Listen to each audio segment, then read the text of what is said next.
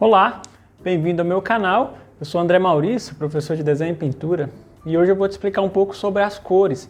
Geralmente, quando a gente vai na loja ou entra na internet para fazer compra de materiais artísticos, especialmente eu vou falar hoje de tinta a óleo sobre tela, gera muitas dúvidas sobre qual é o melhor material a comprar. E tem algumas coisas que a gente precisa saber antes de ir para a papelaria ou numa casa especializada para comprar os materiais de cores, que é sobre os pigmentos. Os pigmentos, o grau de opacidade de uma cor e de transparência, e também sobre a questão da resistência à luminosidade. Então, tendo algumas dessas orientações, a gente não fica tão perdido assim. E além de passar essas características que vêm nos rótulos das tintas, eu também vou apresentar a minha paleta de cores que eu mais utilizo e alguns testes de cores que eu fiz. Então me acompanhe nesse vídeo que eu vou esclarecer tudo para você agora. Dando início então nessa aula sobre os pigmentos, a primeira coisa que a gente tem que pensar é nos tubos de tinta e fazer um pouco a análise dos rótulos. Tem várias informações. Vou começar aqui por essa informação que equivale a transparência e opacidade. Sabe esse quadradinho que tem em cada tinta bem aqui? Ó? Esse aqui está um quadradinho partido ao meio e esse aqui está um quadrado preenchido de pretinho. E aí tem algumas outras, vou pegar mais uma outra aqui, que é um quadrado preenchido sem ser preenchido, na verdade, né? Então são as três formas. Então esse aqui é uma tinta transparente, essa é uma tinta semi-transparente ou semi-opaca e essa é uma tinta opaca. O que significa isso? É o grau de cobertura. Uma tinta que é opaca, por exemplo, aqui eu tenho duas tintas. Eu tenho o branco de titânio, que é opaco, a gente vê. Então, quando eu passo ele na tela, eu percebo que ele cobre bem. Eu estou forçando o pincel, né? E ainda assim, ó, ele cobre bem a tela, ou seja, não mostra essa tela. Se eu já pegar, estou limpando bem o pincel, e passar o branco de zinco, que é esse aqui, o 100, e passar da mesma forma, a gente já observa que ele não preenche bem, tá vendo?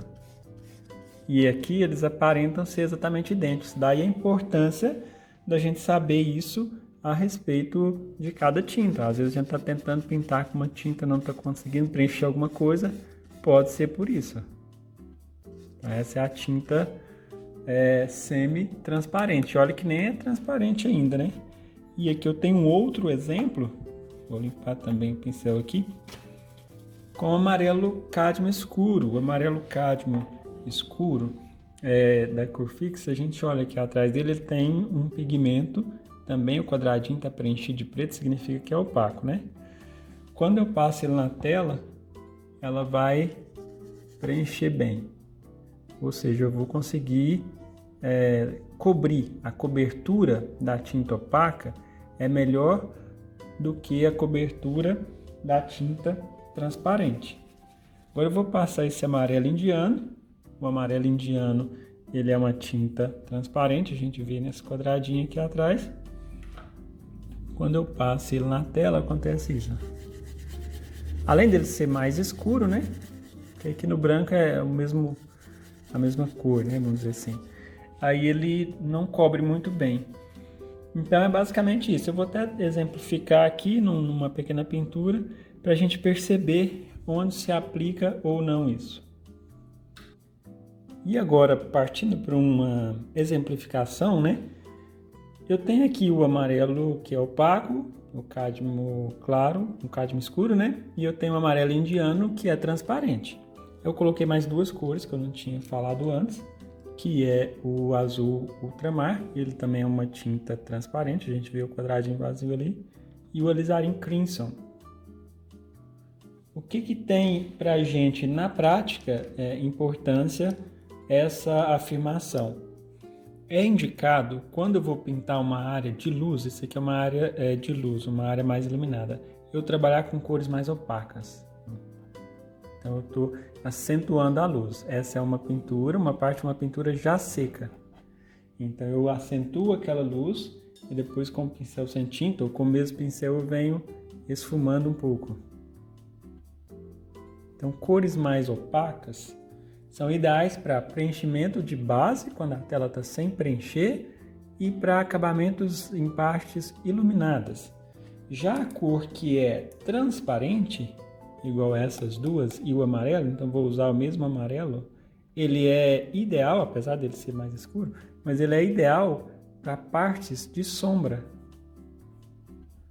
Percebe? Por quê? Porque ele não preenche, ele não cobre o fundo, ele colore, ele soma com a cor do fundo. Então, por ele não ter poder de cobertura, vamos supor que eu gostaria de ter esse vermelho mais amarelado, eu venho colocando um amarelo indiano por cima desse vermelho e ele fica mais avermelhado. Aí eu crio essa segunda cor, né? O mesmo não acontece se eu utilizasse o amarelo cádmio, porque é uma cor opaca. Aí, ao invés dele deixar laranja, ele vai literalmente cobrir aquela cor que está ali. Então, essa é a função básica dos dois. Eu posso preencher a base, vamos supor que não pintei ainda e gostaria de preencher com a cor transparente. Poderia? Poderia. Só que seria preciso eu combinar as duas, né? Eu preencho essa, coloco essa com essa para preencher algum lugar. Porque quando se preenche a tela na base, sem ela estar pintada ainda, é mais aconselhável usar as cores mais opacas. E nesses acabamentos onde eu quero mistura de cor, eu utilizo as cores que são mais transparentes. Vamos ver o exemplo aqui, por exemplo, do Alizarin Crimson, que é uma cor transparente, com o azul também é transparente. Eu vou criar o violeta e vou passar aqui, ó. Então eu deixo essas uvas bem mais coloridas, né? Ou seja, eu intensifico a cor sem alterar muito, sem cobrir aquela base.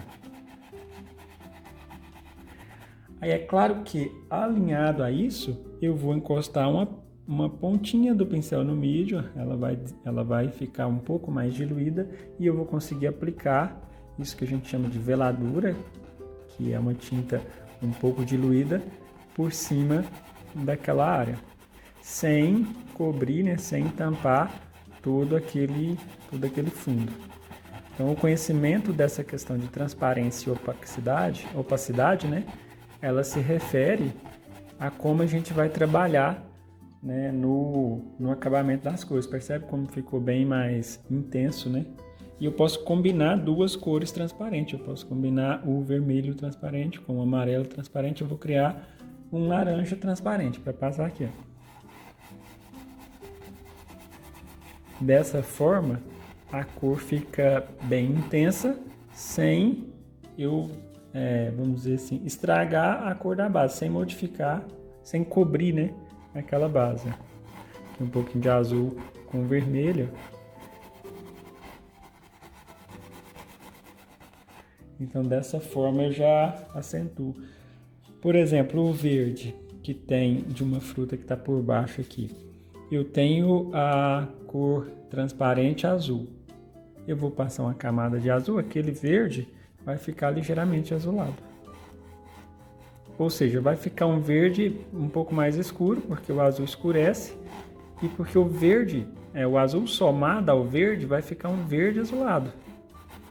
Então tem uma diferença de cor. Então isso é trabalho com veladuras. E na transição da veladura da tinta transparente para a tinta opaca, a gente usa o pincel sem tinta. Só esfregando mesmo, a fim de fazer essa transição. E brilhos, principalmente brilhos, a gente pode sempre colocar uma tinta opaca. Por exemplo, aqui eu estou pondo branco de titânio. E onde que ficam essas informações, né? Na tinta da Cofix eu já mostrei, mas cada tubo vem uma informação diferente. Esse aqui, por exemplo, da Acrylex, as informações vêm na frente, ó.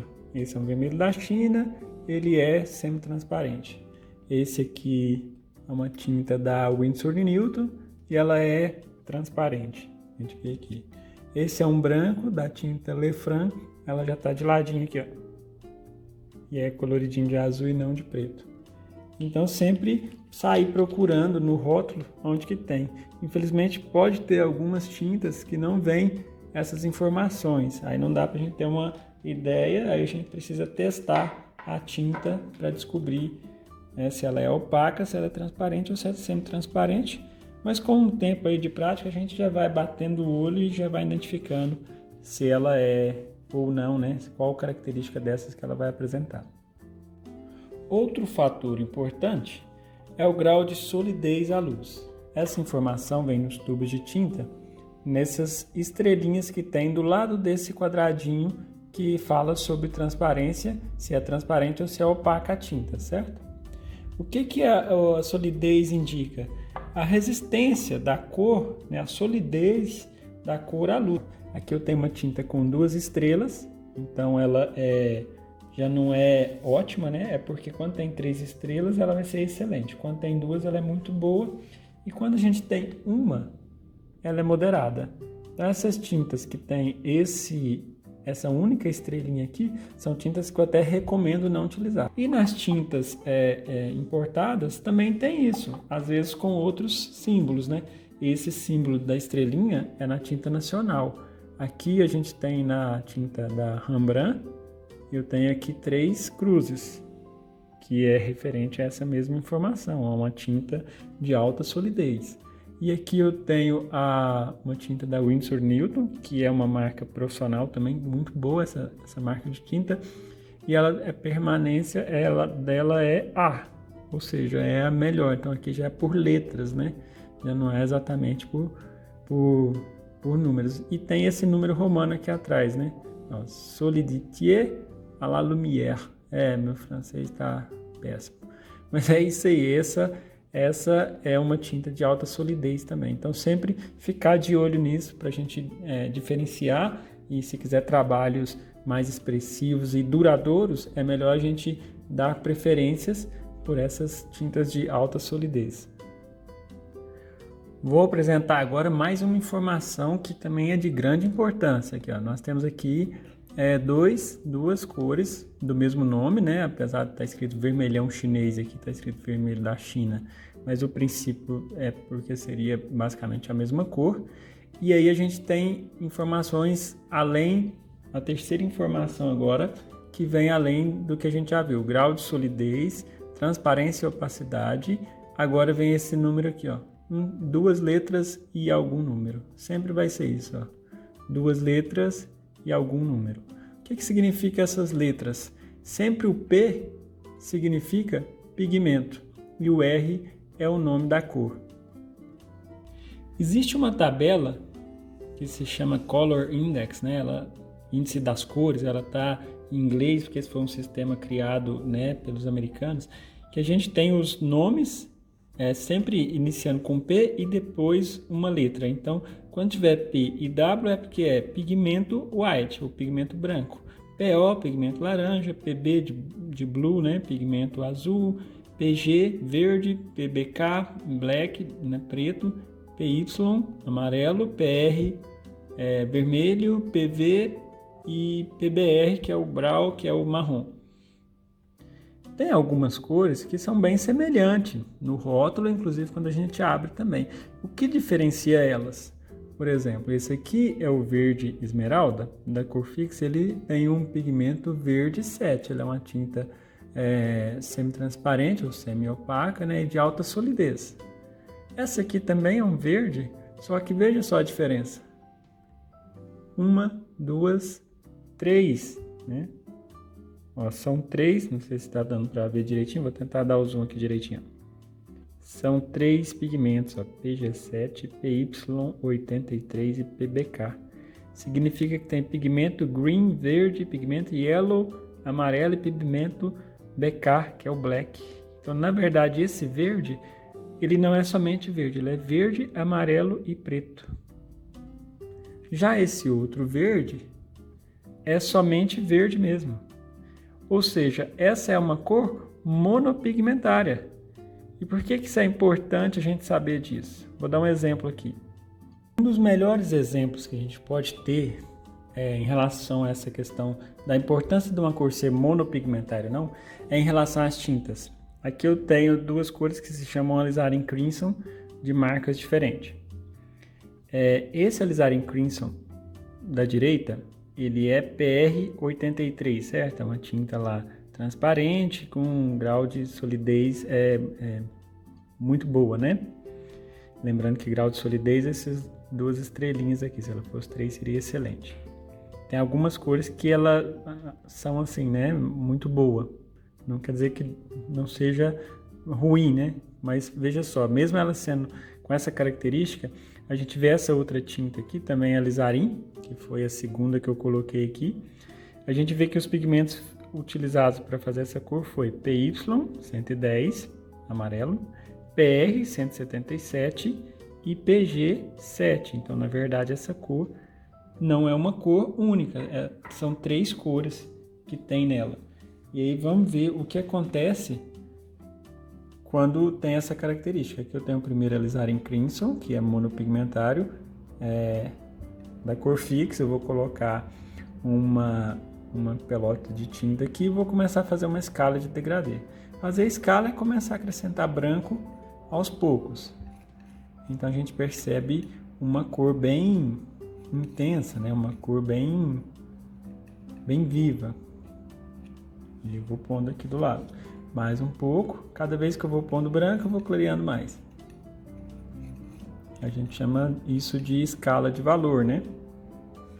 E agora eu vou fazer o mesmo com a outra tinta para que a gente possa comparar. Sempre que você tiver dúvidas em relação a uma cor, faça esse teste, porque não tem como a gente saber, né? Não tem um livro que fala tudo isso, e até mesmo se tiver, os livros falam na parte teórica. Quando você vai misturar, às vezes foge um pouco a regra, foge um pouco do que está escrito. Então essa é uma escala de valores utilizando o alizarin, que eu chamo de monopigmentária porque ele tem um único pigmento na sua composição. Agora esse outro alizarin aqui, ele tem 3 pigmentos na composição dele, então eu vou usar primeiramente o alizarin puro e depois eu vou começar a acrescentar branco a esse alizarin. E aí a gente começa a perceber a diferença. Como essa cor não tem um único pigmento, ela não vai ficar tão viva, ela vai ficar um pouquinho dessaturada, ou seja, a gente sabe que, eu já falei em outros vídeos aqui, que a tinta a óleo, ela é tinta pigmento, né? Ela lida com síntese, ela funciona da forma de síntese subtrativa, ou seja, quanto mais cores você adiciona, mais você subtrai a cor. Então acaba que por essa tinta ter mais pigmentos, ela não fica com um vermelho tão intenso quanto tão puro, vamos dizer assim, a cor não é tão saturada quanto o alizarin de um pigmento só. E isso vai influenciar quando? Quando você for pintar alguma coisa que for muito saturada, por exemplo, uma rosa vermelha ou uma fruta vermelha ou algum tecido que tem essa cor que você precisa de um vermelho intenso, ele não vai ficar. Nós vimos aqui que a cor alizarin crimson, que não é monopigmentária, ela tem amarelo, tem vermelho e tem verde também, certo? Então eu coloquei aqui um pinguinho de verde e um pinguinho de amarelo. O que eu vou fazer? Eu vou pegar esse vermelho, o primeiro, que é monopigmentário, vou colocar um pingo de amarelo e um pingo de verde, e para nossa surpresa, ele vai ficar exatamente igual ou bem semelhante, então vou misturando aos poucos, a essa coloração do alizarin, que não é monopigmentário, né? Tudo depende da proporção do que eu misturo. Então eu tenho uma cor assim mais pálida um pouco, acho que eu misturei demais, né? E passou.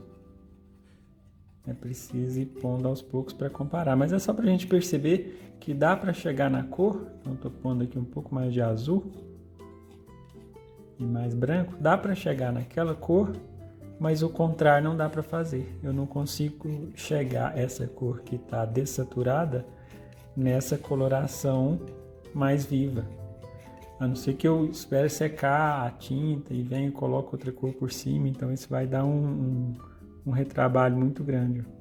A gente percebe que a cor vai ficando mais pálida, conforme a quantidade de verde e de amarelo que a gente vai colocando, né?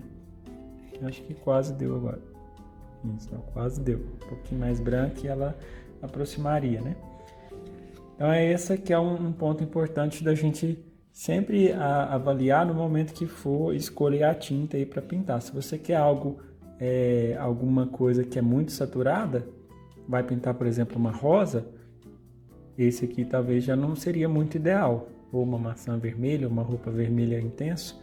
Agora, se você vai pintar algo que não precisa, como paisagens, ou alguma coisa que a cor não seja tão viva assim, não tem problema nenhum em utilizar essa cor, mas o interessante é que a gente saiba distinguir a diferença de uma para a outra.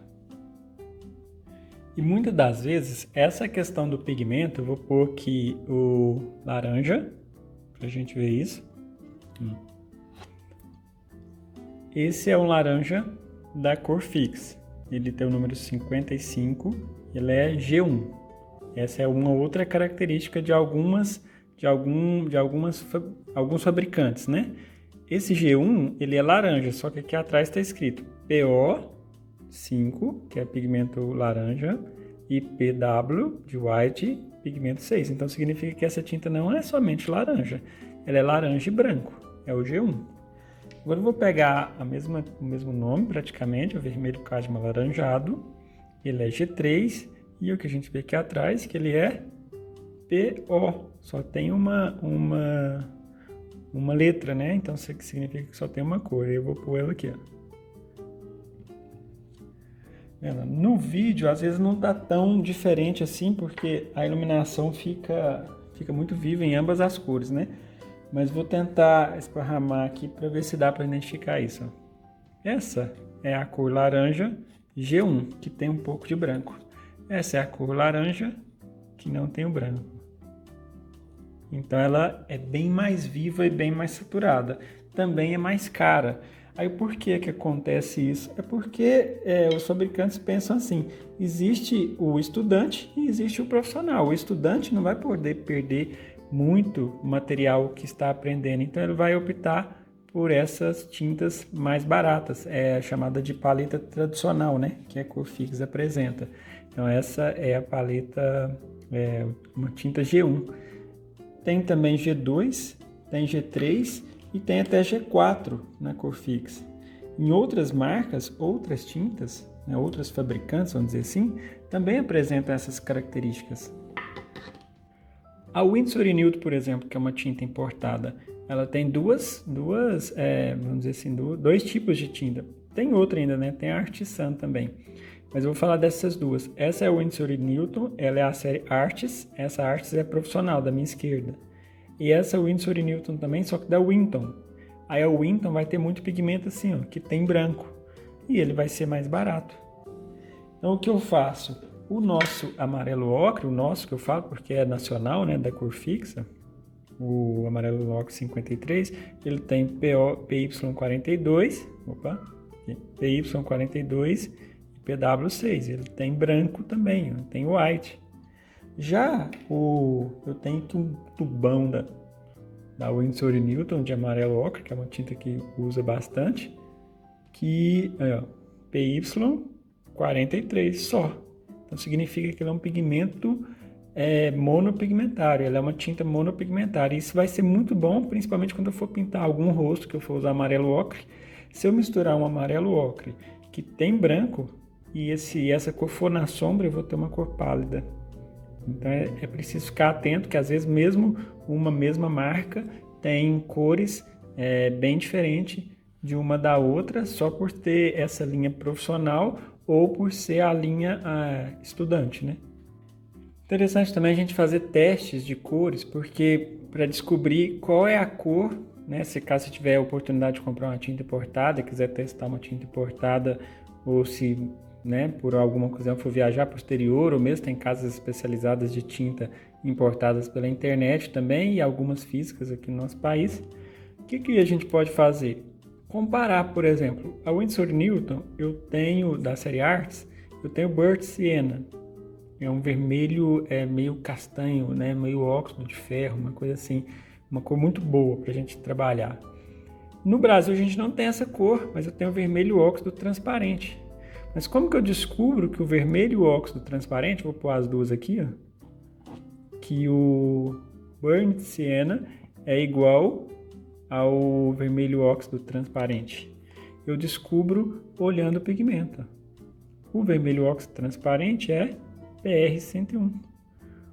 O Burnt Sienna é, deixa eu ver aqui atrás, para nossa surpresa, ó, PR101 também. Então são pigmentos equivalentes, isso aí diz respeito à equivalência da cor nela sendo importada, mas tendo outro nome. Então aqui eu tenho o vermelho óxido transparente e tenho o Burnt Sienna. Então eles são praticamente idênticos porque tem o mesmo pigmento. O que diferencia é que às vezes um é um pouco mais escuro, um é um pouquinho mais claro, um é um pouco mais oleoso, o outro é um pouco menos.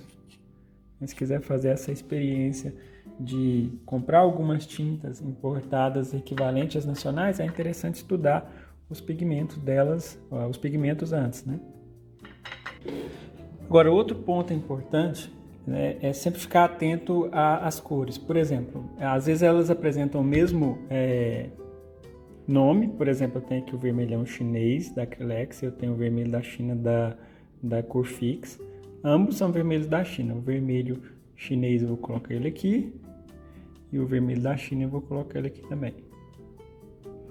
O que acontece que dá para se perceber é que o vermelho da China ele tem um pigmento diferente do outro vermelho. O vermelho da China é PR170 e o outro vermelho é PR112. O que isso quer dizer? Isso quer dizer que o vermelho da China é mais intenso. Ele é vermelho mesmo, é vermelho intenso.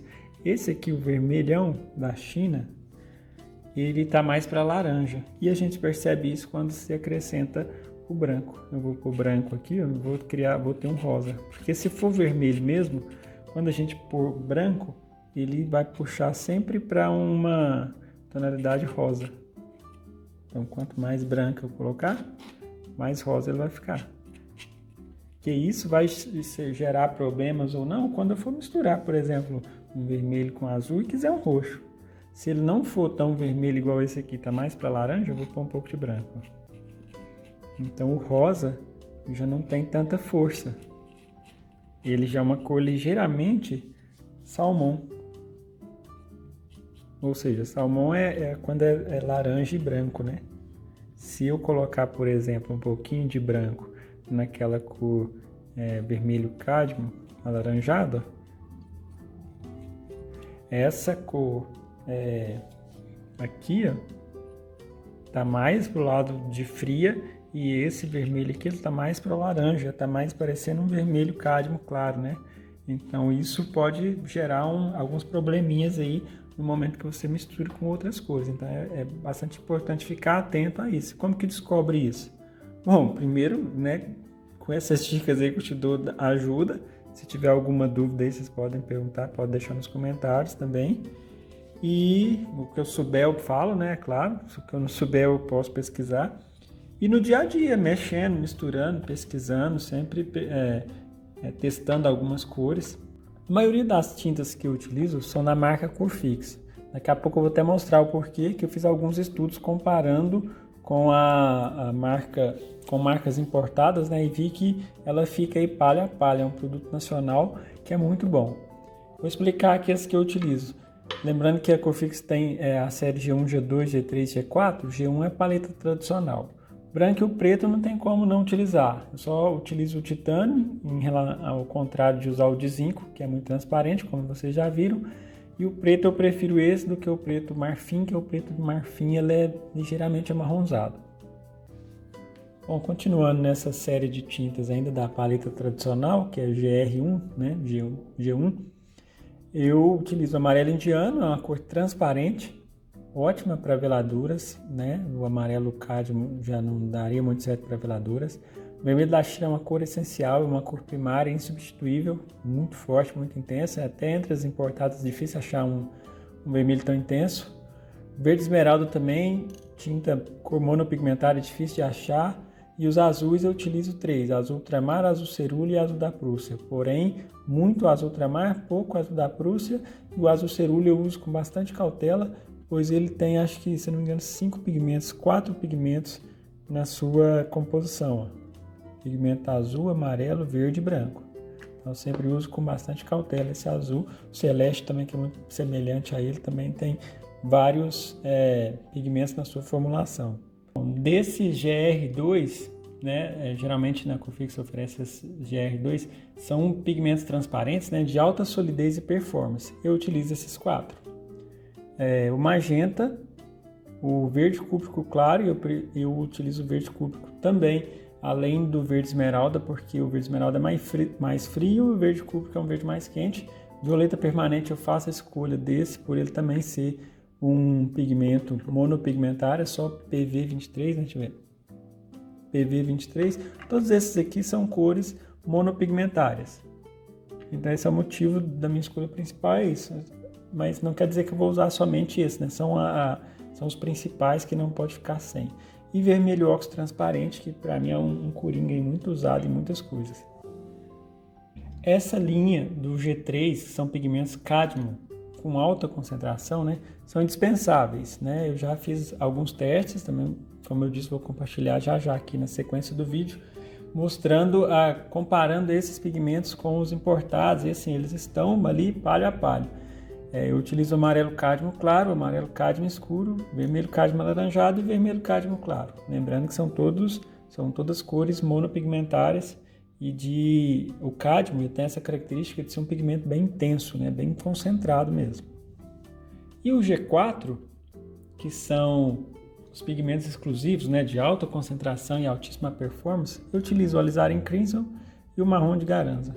Tem outros também, mas essa é a escala para mim que é fundamental, né? Essas cores que eu acabei de mostrar são cores que não dá para trabalhar sem ter elas, né? Claro que mais para uma ou mais para outras, né? É claro que se for pintar, por exemplo, uma paisagem que tem inúmeros verdes, eu vou ter que, ao invés de ficar misturando muito para ter vários verdes, é melhor comprar alguns outros verdes no mercado, tendo em consideração aí grau de opacidade, a questão da resistência à luz e se é uma cor, se eu quero ela mais transparente, se eu quero ela monopigmentária ou se eu não me importo, se não tem problema se ela tiver com vários pigmentos. Outra informação aí que é importante a gente saber, mas quando for comprar as tintas, né, principalmente se for a gente fazer um investimento em tintas importadas, é em relação à série, né? Eu tenho algumas tintas importadas, eu tive a sorte aí de ter alguns alunos que viajaram para o exterior e voltaram trazendo algumas tintas para me testar, e quando eu tive a oportunidade de expor também na França, eu tive a oportunidade de poder comprar algumas cores, que fora é até mais barato do que aqui, né? Então, o que eu gostaria de observar é sobre essa série, ó. Aqui é a série 1, e tem ela série 2, série 4, essa aqui é a série 3, é uma tinta série 3, ó, da Titan, né? E aqui duas cores, dois amarelos cádmio da Rembrandt, que são pigmentos de altíssima performance. Então, assim, é coisa que você põe um pinguinho de tinta e rende muito. Então, vocês podem ver a diferença pelos preços, quando pesquisar, que de repente os que são série 4 vão ser muito mais caros do que a série 1, por exemplo. Mas isso é devido a uma questão da série 4 ser comparado aí como se fosse nas nossas nacionais, que a gente tem G1, G2, G3, G4, a equivalência dessas importadas também. É uma questão de uma tinta com pigmentos exclusivos, de repente para você fazer um trabalho especial ou para algum cliente especial ou algum trabalho específico que você queira utilizar essas marcas. E compartilhar também algumas experiências que eu fiz com as cores, comparando algumas cores nacionais com tintas com algumas outras marcas internacionais, né? Aqui eu tenho o amarelo lápis da Corfix na linha inferior, na linha superior eu tenho o Naples Yellow Naples da Artes, na série profissional da Winsor & Newton.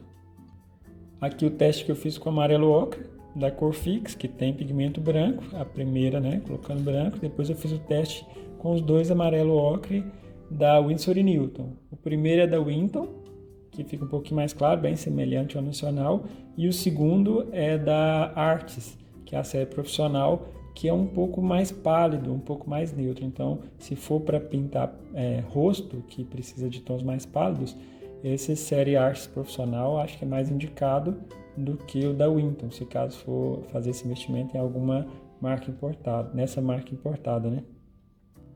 Aqui os testes que eu fiz utilizando o pigmento azul, né? Esse aqui é o Ultramarine, é o azul ultramar no caso, né, da Winton, e o azul ultramar da Artis, o do meio, um pouco mais vivo, e o azul ultramar da Corfix. Então ambos, né, todos os três com o pigmento PB29. Aqui a comparação que eu fiz com o vermelho cádmio claro, 41 G3, né, da Corfix, que tem PR 108, e abaixo o vermelho, né, que é o Red Cadmium Medium, né, da Winsor & Newton, da Winton. Então ambos bem semelhantes também. Parece que um da Corfix um pouquinho mais quente do que da Winton. Esse aqui foi um teste de cores que eu fiz com vários marrons, com vários sépias, né? O primeiro é da Winsor & Newton, Burnt Amber, depois foi o Sombra Queimada da Corfix, depois o Sépia, também da Corfix, marrom Van Dyck Corfix e marrom de Garance da Corfix. Que a gente percebe que o marrom Van Dyck ele tá mais para cinza do que para marrom, né? Ele é bem frio. O sépia, ele tá um meio termo, né? Ele não é muito quente e não é muito frio, é uma cor marrom mesmo, né? Só que mais frio um pouco, como se estivesse meio cinzento. Já o Sombra Queimada, né, com Burst Amber e o marrom de Garança são marrons mais, como é que eu vou dizer? São marrons mais quentes, né? São mais puxando um pouco pro lado de castanho.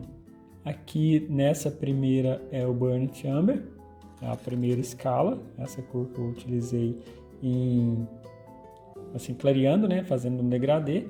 E a última escala é muito semelhante com essa cor, né, importada, que é o marrom de Garanza, que é um G4, né, que dá um pouco de reflexo. Eu vou virar para a gente ver a semelhança dessa primeira cor com a última. E aqui testes de laranja. Eu testei o vermelho cádmio alaranjado, né, que tem pigmento laranja 20, e aqui colocando branco. A gente vê uma semelhança muito grande com a tinta importada da Roney, que é da Geórgia, né, o Cadmium Red Light, ó, muito semelhante. E aqui eu fiz questão de deixar para a gente ver a diferença do laranja, né, da paleta tradicional, o G1, que ele tem dois pigmentos. Ele tem laranja, mas ele tem branco junto também. Então, sempre observar que dá essa diferença entre um pigmento que é G1 e o G3, tem que ficar atento a isso. Bom, este foi um teste que eu fiz com vários, né, tipos de verdes esmeralda diferentes, né? O verde esmeralda, no caso, ele é chamado de Viridian, né? Na Winton, que tem PG7. Aí depois tem ele da Arcis, que é PG18, né? Que é a profissional, é um pouco mais pálida, né? Interessante, né? Eu acho que a da Winton, a cor fica mais viva e intensa, né, do que o pigmento da série Artis, mesmo sendo a Artis quase que o dobro do valor, né, mais caro e considerada uma cor profissional. O Viridian da Van Gogh, série 2, o Viridian da Titan, série 4, e o verde esmeralda da Corfix, que também é PG7, e aqui eu tenho o da Artis, é o Phthalo Green, que também é PG7, né. Então esses são os verdes que eu fiz o teste, e aí eu pude ver que o verde esmeralda da Corfix, que é esse acima do papel, está muito semelhante ao da Winton, né? E também semelhante à da verde ácido. Na verdade são todos muito semelhantes, o que diferencia um pouco mais é esse aqui, que é um pouquinho mais quente, mas é justificável, né? Porque quando você olha no pigmento, é PG7 mais PY43, então naturalmente ele ficou um pouco mais quente. Bom, é isso. Finalizando mais uma aula aí. Então a gente percebeu que realmente, para ter obras expressivas, já começa não só da técnica, desenho, pintura em si, mas desde a escolha dos materiais. Em próximos vídeos eu falarei um pouco também sobre pincéis e alguns auxiliares e outros materiais também que a gente utiliza para pintar e desenhar. No mais, te agradeço demais, muito obrigado por acompanhar até o final de mais um vídeo. Te aguardo nos próximos exercícios e nas próximas atividades. Não se esqueça de curtir aí, deixar o seu comentário, o que você achou. Você já conhecia sobre esse assunto? Te acrescentou em alguma coisa? Compartilhe aqui, deixa nos comentários. Manda para aquela pessoa que você conhece, que desenha. E assim, para não perder nada do canal, se inscreve no canal e ativa o sininho, que dessa forma, toda vez que a gente colocar algum conteúdo novo, o YouTube já te avisa para que você fique sempre ligado. No mais é isso. Mais uma vez, muito obrigado e a gente se vê no próximo exercício.